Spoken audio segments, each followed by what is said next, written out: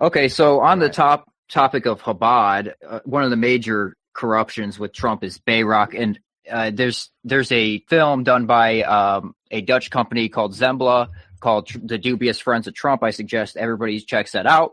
This is the legitimate, very good, very well done, very well researched. This is the legitimate Russia route that the FBI is aware of, and they say no comment on it. About Felix Sater. Director, are you aware of Felix Sater, a former Soviet official and advisor to the Trump Organization? I'm not going to comment on that. And Director, outside of Mr. Sater's relationship with the Trump Organization, are you aware that the FBI knew of Mr. Sater because of a $40 million stock fraud case that was prosecuted by the federal government? Same answer.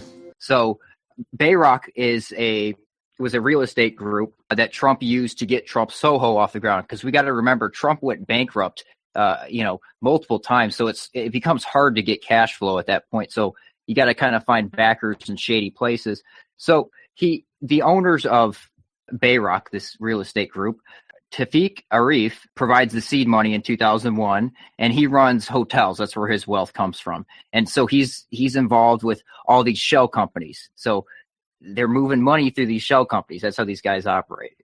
Arif is also involved in human trafficking, and that's a whole nother thread.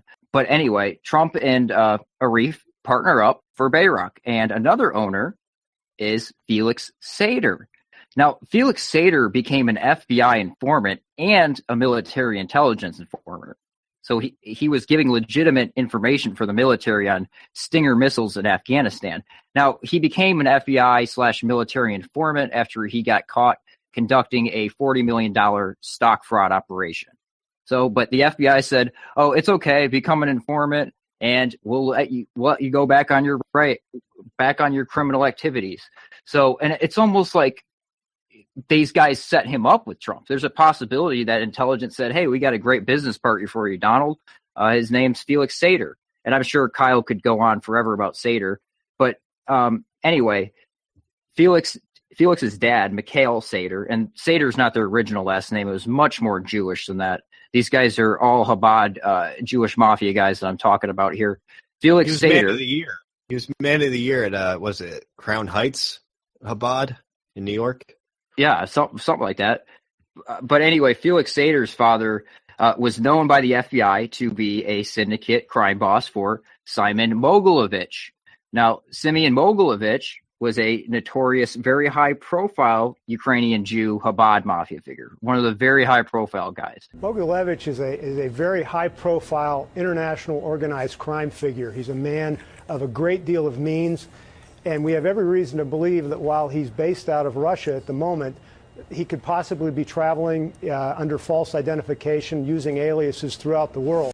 And he had at least 3 of his underlings living at Trump Tower.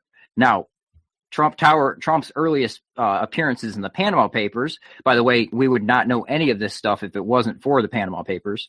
Trump's earliest appearance in the Panama Papers shows obvious money laundering via Trump Tower, using quick condo flips between the Trump Corporation and a woman from Hong Kong that has appeared in other leaked papers.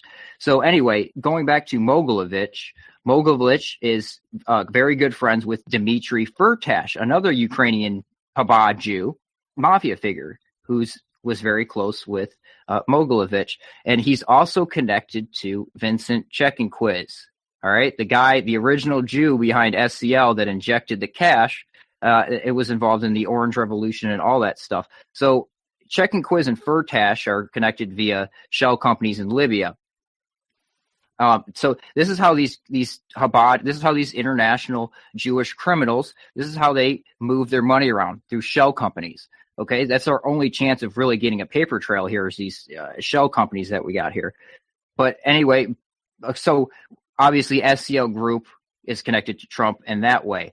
And then Firtash is also great friends with Viktor Yanukovych, the former president of Ukraine. And he became the former president via the consulting and lobbying efforts of Viktor's good friend, Paul Manafort. Okay? Right. So that connects back to Manafort and Stone. And then we see Rudy Giuliani setting up a Dutch intermediary for Viktor Krampenov, another Chabad type of figure here. And Victor stole hundreds of millions of dollars from Kazakhstan, the Kazakhstani government. And he was laundering part of that money via Trump Soho from BayRock and Trump. He was buying apartments there. So he was laundering it that way. So again, Trump, Sater, and Arif owning Soho there. So anyway, so you see this big circle here with Rudy Giuliani, Manafort, Trump. These guys it all connects back. So, and I would love it if someone who supports Trump can pick up on this information and see that, well, there's some criminal activities going on here. Please go ahead and connect leftists to it, because they connect right in there. The only reason I'm not focusing on them is because they're an obvious deception. If someone wants to take this and look into this stuff and connect leftists to the network too, that would be great. Well, people will criticize us, and they've been doing this for years, saying, why don't you talk about Hillary Clinton's crimes? I mean, some people have done that on the network over the years. Well, it's because Hillary Clinton wasn't going to be president. She wasn't taking away any of the pro-white activism, the anti-Jewish activism, and she wasn't, and now she's not president. So that's why I'm not focusing on her. Because by focusing on her and her crimes, you're legitimizing Trump. Well, at least we don't have that wicked, wicked devil.